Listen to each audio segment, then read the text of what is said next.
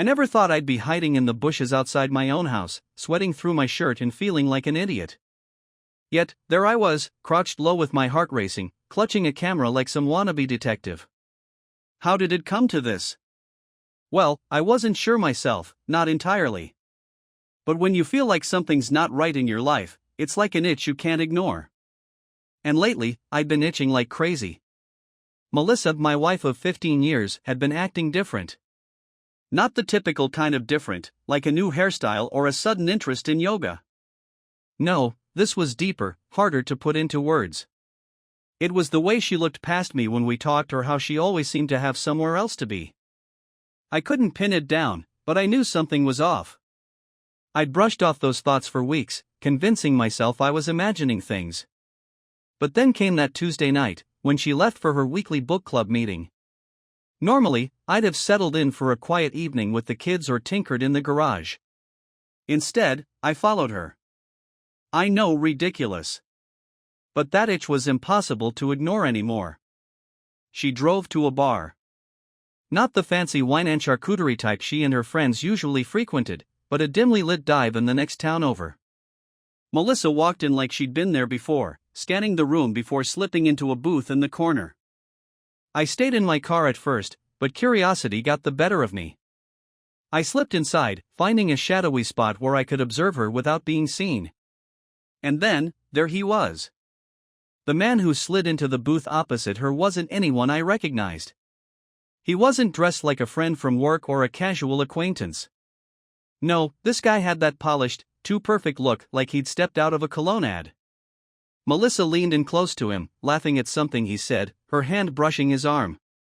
That's when it hit me like a punch to the gut. This wasn't just my wife meeting a friend. There was an intimacy in their body language that made my stomach churn. I wanted to march over, flip the table, and demand answers. But I didn't. Instead, I stepped back into the shadows, my mind spinning as I realized I needed proof. Proof of what? I wasn't sure yet. Maybe proof that I wasn't crazy. Or maybe proof that everything I thought I knew about my life was a lie. I don't know what possessed me to do it, but I spent the next 3 nights rethinking my approach to this situation. Sitting outside that bar and watching Melissa laugh with another man was like stepping on a nail, sharp, piercing, and impossible to forget. I needed answers, but not the way a raging lunatic demands them. I needed clarity, and that meant patience. Thursday came around, and I decided to take action. Melissa always left the house for work at 7:30 a.m. sharp, and like clockwork, she kissed me on the cheek, grabbed her tote bag, and walked out the door. This time, I followed her, careful to keep my distance. Her commute was predictable, heading straight to her office in the city. She parked in her usual spot and disappeared inside the building. I thought I'd hit a dead end, but then I noticed something odd. Melissa came out of the office barely an hour later. She wasn't carrying her laptop or work materials. Instead, she had a small black purse, one I didn't recognize. She walked briskly to a car parked a few blocks away. It wasn't hers. I took a picture of the license plate before she drove off. Then, I did something I never thought I'd do. I called in a favor from an old college buddy who worked in the DMV. Within an hour, I had a name, Eric Caldwell. I didn't recognize the name, but I knew I had to dig deeper. Eric Caldwell wasn't some random coworker lending her a car, he was the man from the bar. My gut told me this was bigger than I'd initially thought. That evening, I played dumb. Melissa came home around the usual time, kissed me absent-mindedly, and asked about the kids' day. She seemed relaxed, normal, even affectionate in her own way. But my mind was somewhere else entirely. The next morning, I decided to make another move. After dropping the kids at school, I drove to Eric's address, courtesy of the DMV records. The house was in an upscale neighborhood, the kind where people don't mow their own lawns. I parked a block away and waited. By 11 a.m., Melissa's car pulled into Eric's driveway. She wasn't alone. Eric walked out to greet her, and they embraced like two lovers reunited after a long separation. I couldn't move, frozen by the weight of seeing her like that. They went inside, and I waited. I don't know what I expected. Maybe she'd emerge quickly, and this would all turn out to be some bizarre misunderstanding. But hours passed, and my doubts solidified into certainty. Around 3 p.m., she left, smoothing her hair as she walked back to the car. I followed her back to the city, where she returned to work as if nothing had happened. The audacity of it was overwhelming. Here she was, carrying on this secret life while I juggled everything at home. That night, I stayed up late, combing through our finances. I didn't just want to confirm my suspicions, I wanted every piece of evidence I could find. Credit card statements revealed dinners at restaurants I'd never been to, hotel stays under names I didn't recognize, and even a jewelry purchase that had never made its way into our home. I spent the weekend quietly digging further. I checked our joint email account, looking for anything out of the ordinary. She'd been careful, but not careful enough. There were deleted messages I could still recover, ones from Eric, planning weekend getaways and sharing intimate jokes. It was all there, plain as day. By Sunday night, I had a folder full of evidence. Screenshots of emails, photos from the bar and the house, credit card records, and a timeline that painted a clear picture. This wasn't a fling or a one-off mistake. It was an ongoing affair, methodical and deliberate. The hardest part was sitting across from her at dinner that night, pretending everything was normal. She laughed at something one of the kids said, and I felt a knot in my stomach. How could she sit there, smiling and joking, after spending the day in another man's arms? I didn't confront her right away. I needed time to process what I'd found, to figure out what I wanted to say. I knew one thing for certain: when I did confront her, there would be no denying the truth. I'd spent my entire adult life believing Melissa was my partner in everything. But as I stared at the folder of evidence on my desk, I realized she'd been lying to me for months, maybe longer. And the worst part? I still didn't understand why. Monday morning came, and I decided it was time. No more waiting, no more pretending.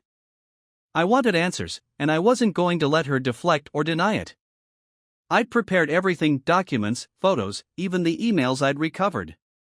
It wasn't just about catching her in a lie. It was about making her confront the reality of what she'd done. Melissa was in the kitchen when I came downstairs, sipping her coffee and scrolling through her phone.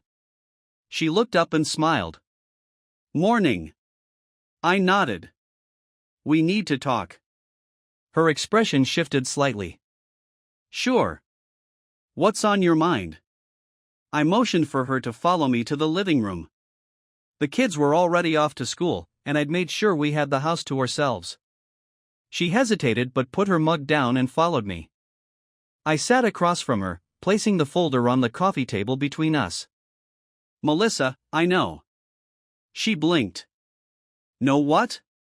I opened the folder and slid the first photo toward her. It was from the bar, showing her with Eric in that corner booth. She stared at it, her face frozen. "What is this?" she asked, her voice tight. "You tell me," I replied. "Because I've got more where that came from." I flipped through the photos, laying them out one by one: the car outside his house, the emails, the receipts. Her hands trembled slightly as she reached for one of the pictures. "Jack, it's not what you think." "Don't," I interrupted. "Don't insult me by pretending this is something it's not. You've been lying to me for months." "Who is he? How long has this been going on?" She opened her mouth to speak, but no words came out. Instead, she looked down, avoiding my gaze. "Answer me," I demanded. "I deserve the truth, Melissa." She finally looked up, her eyes filled with a mix of guilt and defiance. "His name is Eric," she said quietly. "We met at a networking event. It just happened." "It just happened?" I shot back. "Don't give me that. Affairs don't just happen. You made a choice, over and over again, to lie to me, to betray me." Tears welled up in her eyes, but I wasn't moved. "Not this time." "It started a few months ago," she admitted. "At first, it was just talking. We clicked, and it felt nice to have someone to talk to, someone who," she trailed off. "Someone who what?" I pressed. "Someone who made me feel alive again," she said, her voice barely above a whisper. That hit me like a slap. Alive? And what about me? What about the life we built together? Does that mean nothing to you? It's not like that, she said quickly. I love you, Jack. I never stopped loving you. I laughed bitterly. You have a funny way of showing it. Sneaking around, lying to my face, spending our money on your little dates with him. That's love? I didn't mean for it to go this far, she said, tears streaming down her face now. I was going to end it. I swear. When? I asked. Before or after you completely destroyed our marriage? She broke down, sobbing into her hands. I sat there, watching the woman I thought I knew unravel before me. Part of me wanted to comfort her, but another part, the stronger part, knew this was her mess to face. I need to know everything, I said after a long silence. How long has it been going on? How often did you see him? I want the truth, Melissa. All of it. She looked up at me, her face streaked with tears. Since April, she said. We've met maybe a dozen times. It wasn't just physical, Jack. It was emotional, too. He understood me in a way. Stop, I cut her off. I don't want to hear about how great he is. This isn't about him. This is about you, about us, and what you've done. I know I messed up, she said, her voice shaking. I don't know what I was thinking. I've been unhappy, Jack. For a long time. Unhappy? I repeated. Why didn't you tell me? Why didn't you talk to me instead of running to him? I didn't know how, she admitted. I felt like you wouldn't understand. You've been so focused on work, on the kids, on everything but me. Her words stung, but they didn't justify what she'd done. So, instead of fixing things, you decided to blow up our marriage? Do you have any idea what this is going to do to the kids? She winced at that, shaking her head. I didn't want to hurt anyone. I never meant for this to happen. But it did, I said firmly. And now we have to deal with it. I stood up, my hands clenched into fists. I need time to think, Melissa. Don't expect me to forgive you. Not today, maybe not ever. But right now, I need space. She nodded, her sobs quieting as she realized the gravity of what she'd done. I left the room without another word, the weight of her betrayal pressing down on me like a boulder. This was just the beginning. The hard part was yet to come. I spent the next 2 days in a haze, pacing the house, running scenarios in my head, and wondering how I'd let my life come to this. Every time I looked at Melissa, a wave of anger surged through me. She tried to act normal, cooking dinner for the kids, asking me if I needed anything, but I couldn't stand the sight of her. She slept in the guest room, a silent acknowledgement that the distance between us wasn't just emotional anymore. I didn't want to be the guy who plotted revenge. It felt beneath me. But every time I thought about her and Eric, the lies she told, and the way she risked everything we'd built, I couldn't stop myself. She deserved to feel what I was feeling, betrayed, humiliated, and utterly powerless. I started with her comfort zone, her job. Melissa was meticulous about her professional life, proud of the career she'd built over the years. She'd made a name for herself in her company, and she always prided herself on her reputation. So, when I remembered the emails she and Eric had exchanged on her work account, an idea began to form. Her company had strict policies about personal relationships between employees, especially ones that crossed professional boundaries. It took me a few hours to compile everything I had: emails, meeting confirmations, and receipts that tied their affair to company time and resources. I didn't make a rash decision. I spent a day weighing the consequences. But every time I thought about letting it go, I pictured her laughing in that bar or leaving his house, and my resolve hardened. I called her company's anonymous ethics hotline the next morning. I have evidence of an inappropriate relationship between 2 employees, I told the voice on the other end. I'd like to share it. I emailed the files to the address they provided, double-checking to make sure nothing could trace back to me. It wasn't long before the wheels started turning. By the end of the week, Melissa was called into an HR meeting. She came home that evening, her face pale and her hands trembling. "I've been suspended," she said, barely looking at me. "Oh?" I said flatly, pretending ignorance.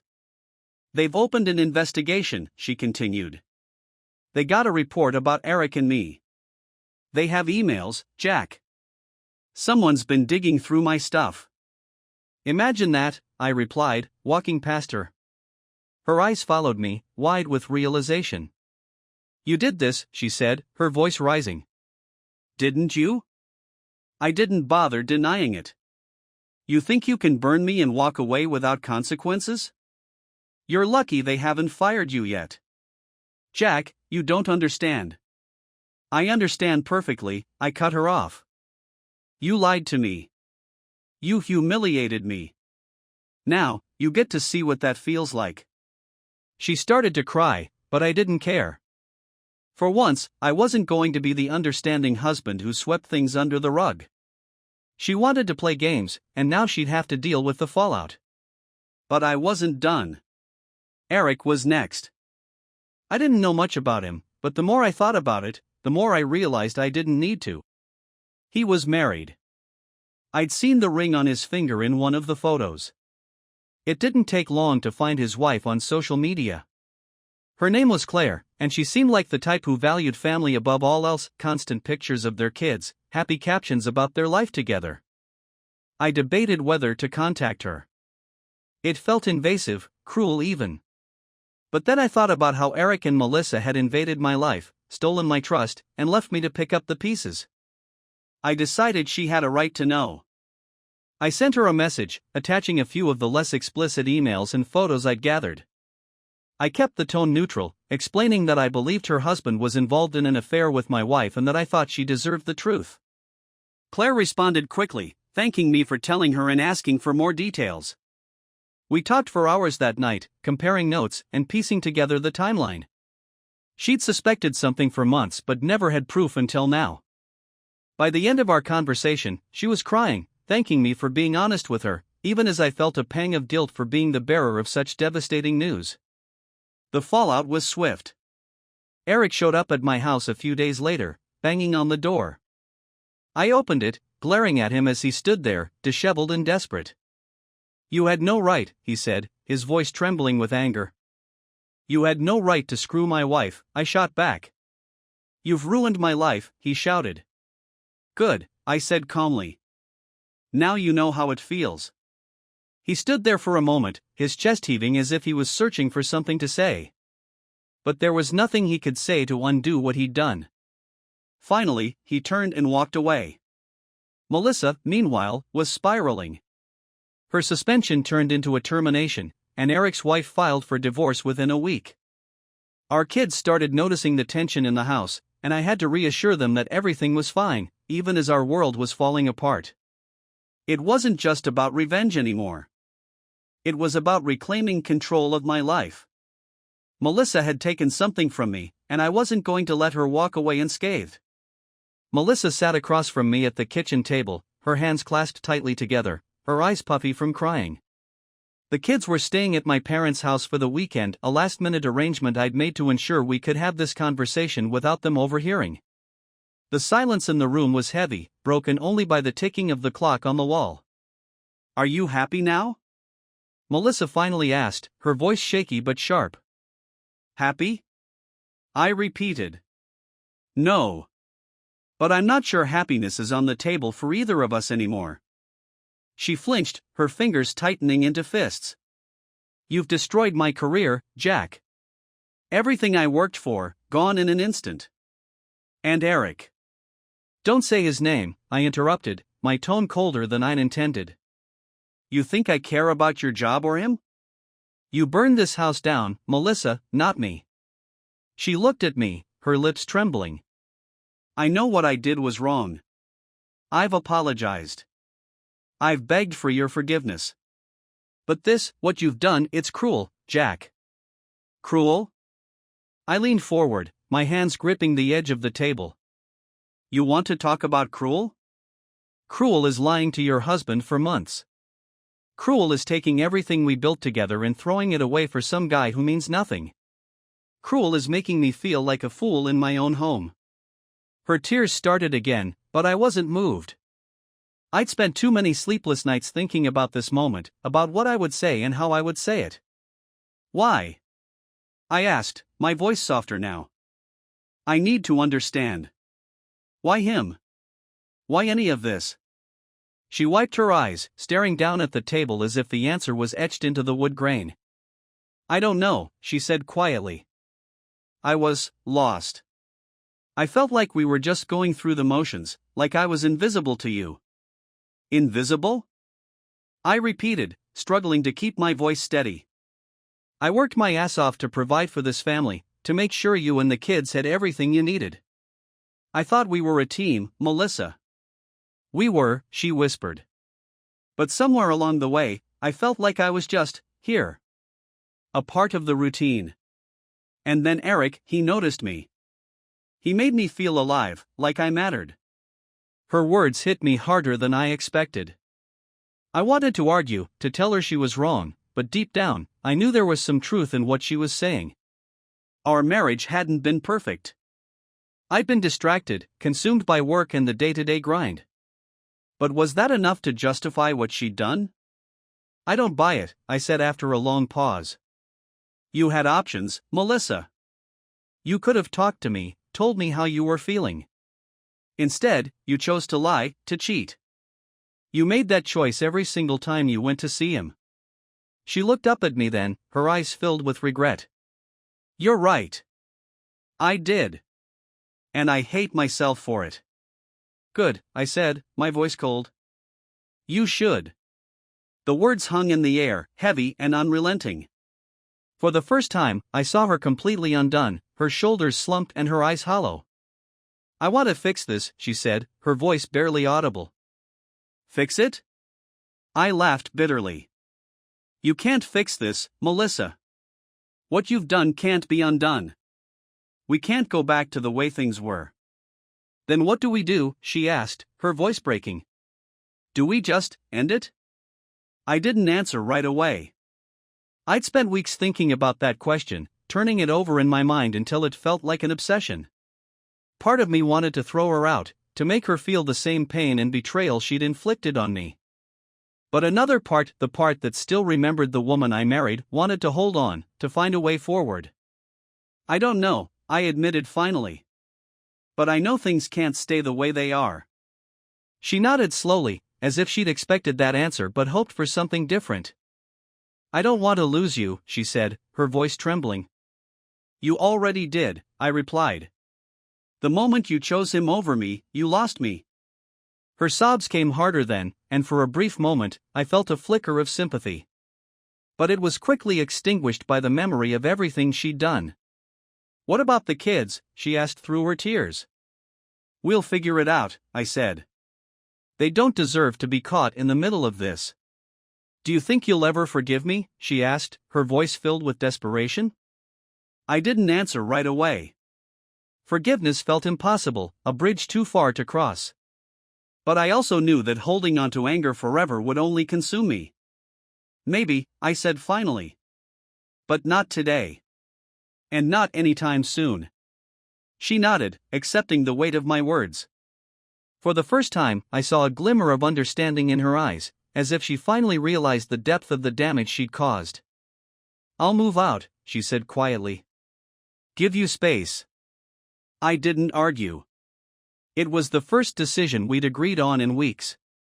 As she stood to leave the room, she paused, looking back at me one last time.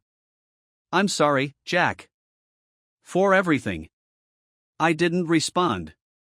I couldn't. When she left, I sat there for a long time, staring at the empty chair across from me. The house felt quieter than it ever had before, and for the first time in my life, I didn't know what came next. In the days following Melissa's departure, the house felt hollow. Not just quiet, but devoid of something unspoken and energy, a rhythm that had once kept us all moving forward. The kids came home from my parents' place, and I did my best to keep things normal for their sake. But even they could sense the shift. "Where's Mom?" Sarah, our youngest, asked one night at dinner. "She's staying somewhere else for now," I said, keeping my voice steady. Why? She pressed, her big brown eyes filled with worry. It's complicated, I replied. But it's not your fault. You and your brother have nothing to do with this.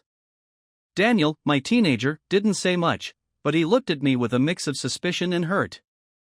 He was old enough to know when someone was hiding the full story. I spent the next week juggling work, parenting, and the slow unraveling of what my life had been. Melissa texted me updates about where she was staying and asked about the kids, but I kept my responses short. I wasn't ready to talk to her about anything beyond logistics. One afternoon, I sat down with a lawyer. It wasn't a move I wanted to make, but it was a necessary one. If this marriage was truly over, and every instinct told me it was, I needed to protect myself and my children. We went over the basics, dividing assets, custody arrangements, and what would happen to the house. I walked out of that meeting feeling both relieved and gutted. The paperwork arrived a few days later. I left it on the dining room table, unopened. Signing it felt like crossing a line I wasn't sure I was ready to cross, even though I knew it was inevitable. Melissa called me that evening. It was the first time we'd spoken since she moved out. Can we talk? She asked. About what? I said, my tone colder than I'd intended. About us. About everything. I hesitated. Part of me wanted to slam the door on her, to tell her there was nothing left to talk about. But another part, the part that still needed closure, agreed. Fine, I said. Come over tomorrow night after the kids are asleep. She arrived at 9 o'clock, looking tired and nervous. She'd always been so put together, but now she seemed smaller somehow, as if the weight of her choices had finally caught up with her. We sat across from each other at the same kitchen table where we had our last conversation. This time, I wasn't angry. I wasn't anything. Thank you for agreeing to talk, she began. Get to the point, Melissa, I said. She nodded, taking a deep breath. I've been doing a lot of thinking. About us, about what I did. I don't expect you to forgive me, but I want you to understand that I never stopped loving you. Stop saying that, I snapped. If you loved me, you wouldn't have done this. Love isn't just a feeling, Melissa. It's a choice. And you chose him. She looked down, her fingers twisting the hem of her shirt. You're right, she said quietly. I did. And it was the biggest mistake of my life. Silence filled the room as her words hung in the air. I want to fix this, she continued. I'll do whatever it takes. Counseling, therapy, anything. I can't lose our family.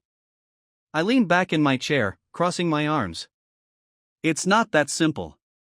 You think an apology and a few therapy sessions can erase what you did? It doesn't work like that. I know, she said. But I'm willing to try. Aren't you? Her question hit me harder than I expected. Was I willing to try? Could I even imagine a future where we moved past this? I don't know, I admitted. You broke something, Melissa. And I don't know if it can ever be put back together. She nodded, tears streaming down her face. I'll move out permanently, she said. I'll give you space, whatever you need. But please, don't give up on us. I didn't respond. I couldn't. After she left, I sat in the dark, staring at the divorce papers. My mind was a mess of conflicting emotions, anger, sadness, and a faint glimmer of hope that I wasn't ready to acknowledge. The next morning, I called my lawyer and told him I needed more time. The weeks that followed were a slow, painful process of rebuilding not the marriage, but myself. I started seeing a therapist, not because I wanted to save the relationship, but because I needed to save myself. Melissa continued to reach out, sending me long emails about her progress in therapy and how much she missed the kids. I responded sparingly, focusing on what mattered most, creating a stable environment for Sarah and Daniel. One night, as I tucked Sarah into bed, she looked up at me and asked, "Are you and Mom ever going to be okay?" I didn't have an answer for her. Instead, I kissed her forehead and said, "I'll always be here for you." That's what matters. Over time, I realized that forgiveness wasn't about letting Melissa off the hook. It was about freeing myself from the anger that threatened to consume me. I wasn't ready to forgive her yet, but I was ready to stop letting her betrayal define me. The divorce papers remained unsigned for months. I needed to be certain, to make peace with whatever decision I made. In the end, I signed them. Not out of spite or anger, but because I knew it was the right thing for both of us. Melissa and I met one last time to discuss the final arrangements. She cried when I handed her the papers, but she didn't argue. "I'm sorry," she said, her voice breaking. "I know," I replied. "But sometimes, sorry isn't enough." In the aftermath, I found a strange sense of peace. My life wasn't what I thought it would be, but it was mine again. I focused on my kids, my work, and slowly, on rebuilding a version of myself that felt whole. As for Melissa, she moved to a small apartment nearby to stay close to the kids. We kept our interactions civil, if not friendly. Over time, the bitterness faded, replaced by something resembling mutual respect. I don't know if I'll ever love someone the way I loved her. But I've learned that life doesn't end with betrayal. It shifts, it breaks, and eventually, it heals.